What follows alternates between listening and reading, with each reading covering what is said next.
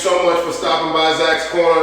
Appreciate you guys, the love, the support you guys have been showing. It's really overwhelming. It's amazing. I really appreciate all the love and support that's been shown to Zack's Corner, guys. It really means a lot to me. So today's episode is very, very special. We're going to talk about some good stuff here. As you see on the board, we're going to be talking about 1031 like-kind exchange, otherwise known as the 1031 tax exchange. Let's get it. So, since 1921, right? We're in 2019, so that's about 98 years ago, almost 100 years ago. The U.S. tax law has recognized one business use property or investment property for another of like kind does not change or shouldn't change the economic position of that particular taxpayer, and therefore there should be no immediate imposition for income tax, right? So to make it simpler, guys, because here on Zack's Corner, I want to give you guys information, but I want to make sure that you walk away being able to understand what we're talking about. So 1031 tax exchange, to simplify it, if you own an investment property or if you own a business use property and you're selling that property and looking to acquire another of like kind, you're able to use this 1031 tax exchange in order to defer the taxes that you make for the profit for the initial property, but you have to roll those profits directly into that like kind property that you're going to level up into. All right? The rule for the exchange permits that the taxpayer, which is the individual trying to make that move and use this 1031 tax exchange, has to meet their requirements and also has to consummate the sale and the purchase of the initial property and the new property within a 180-day time frame. So essentially, in layman's terms, you would have to meet the 1031 tax exchange requirements, and you'd also have to get the sale of your initial property done and the purchase of your new property done within a 6-month time frame. So in November of 2013, right, former Finance Committee Chairman Max Baucus actually proposed a repeal for this 1031 tax exchange. Also, Ways and Means Committee Chairman Dave Camp also proposed a repeal for the 1031 tax exchange in February of 2014. So there are members of both houses and parties that are actually with abolishing this 1031 tax exchange. But like I said, I'll go into why I feel like this is a benefit not only for the real estate investor and the business owner, but also the consumer and individuals within the community as well. So the NAR, National Association of Realtors, which I am a part of, all licensed realtors are a part of the National Association of Realtors. They actually oppose anyone that undermines or wants to affect the mechanisms that the 1031 tax exchange uses for real estate agents, investors, and everyone within the industry. All right? So I believe that this 1031 tax exchange should stay in use and should not be affected at all, not because I'm a member of the NAR, but because I have my own beliefs, and I'll break it down to you logically to where as though you'll be able to understand why this is such a benefit for the community, for investors and business owners to be able to use this, okay? So the exchange is a technique that is super important to the real estate investor, right? So the way the current law is set up, this current law gives the real estate investor a huge amount and assures them flexibility while doing business. And why is flexibility so important for the real estate investor? It's important because, for those of you who don't know, in a real estate transaction, there's a bunch of moving parts, right? So flexibility allows the real estate investor to be able to manipulate some of those moving parts in reference to property and capital in order to get the deal done, right? For those of you who don't know what capital is just a ton of money, right? So what happens with this 1031 tax exchange is it allows an opportunity for a huge amount of economic growth. So that economic growth yields what? It yields job creation, which also helps out individuals within the community, but it also helps out the consumer because it gives an opportunity for the business owner or the real estate investor to be able to provide a better product or service to the consumer. So that's why I feel like all around it's beneficial to have this law in place for the real estate investors and business owners. Let's go ahead, we're going to jump into conceptually what the 1031 tax exchange would look like and how it would be super beneficial for the business owner and real estate investor, okay? So we're going to jump into an example. Let's get it, let's do it. All right, cool. So before we jump into this example, I do want to preface this. So when real estate investors, businessmen and women, when they're investing into these 100-unit apartment complexes, 250 unit, 500 unit, 1,000-unit apartment complexes, 9 times out of 10, these guys and gals and companies, they're not buying these properties cash out, right? Full cash in.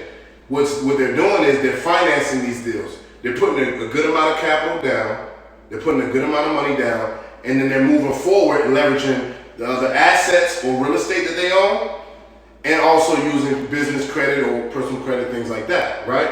So these deals are not being done with huge amounts of the entire purchase price being funded immediately, right? These deals are being financed, and then these guys are able to have good debt, have cash flow, and move forward in the correct manner, right? So let's go ahead and jump into it, all right? So let's say you own a 100-unit apartment complex, all right? Let's say this is the deal, right? Because remember, these guys and gals, they don't buy these deals straight up with all cash. So this is the deal concept, all right? Let's say your purchase price is $15 million, right? $15 million. Let's say the deal required you to put down $3 million. And you had a monthly payment of $9,000 a month, okay? But the market value meaning what you could sell this property for on the market right now is $20 million. Okay, so we're gonna use MV for market value. So your market value for your 100 unit is $20 million, okay? And let's say that with your $3 million down and your $9K a month, you've owned it long enough to owe $9 million remaining of that $15 million of the purchase price, okay? So let's say you run into an individual such as myself, one of my colleagues, or you're able to do your own due diligence and find you a great deal on the market for a 200-unit apartment complex, right? So you're looking to level up your asset. So we got a 200 unit now that you got your eye on, right? So here's the deal concept for this 200 unit. The purchase price is $32 million. You got to put down $10 million. And the monthly payments are $13,000 a month, right? So what you do, you sell this 100-unit apartment complex, right? So remember, you owe $9 million remaining debt on this 100 unit, and your market value is $20 million, right? So obviously $20 million minus $9 million gives you a remaining $11 million of profit, okay? So prior to the 2017 Republicans tax cut, you would actually have been taxed 35% on this $11 million. Now you would have been taxed, if you didn't use this 1031 tax exchange, 21%, right?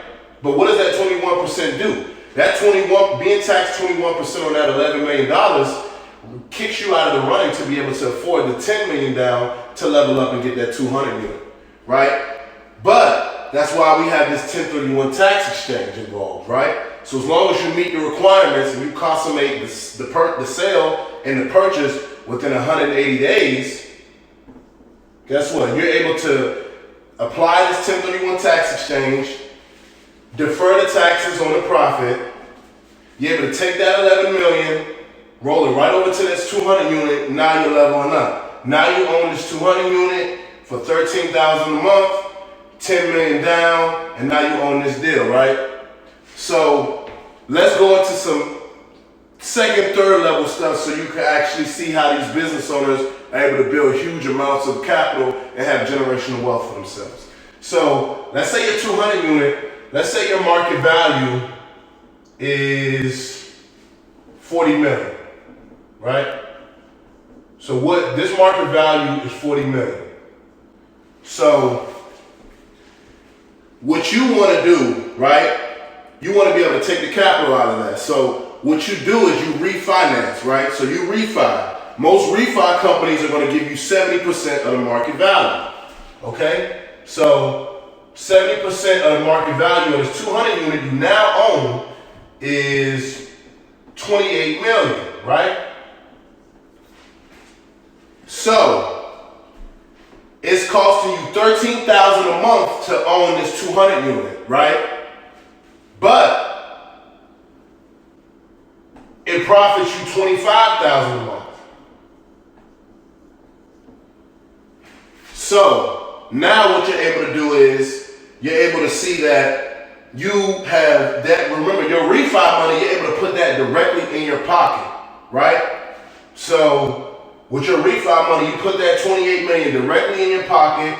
It's costing you 13,000 to run this 200 unit, but it's making you 25. The difference is 12,000. So now you're able to pocket 28 million a month. $28 million on the refi and $12,000 a month in cash flow profit. All right.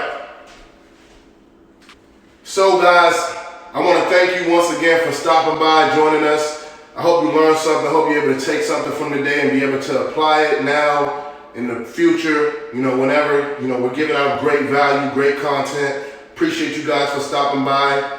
If you love me, and I know you do, hit that like button, hit that comment, subscribe, share button. It means the world to me. And you know how we do it, baby. You're here on Zack's Corner. I love you.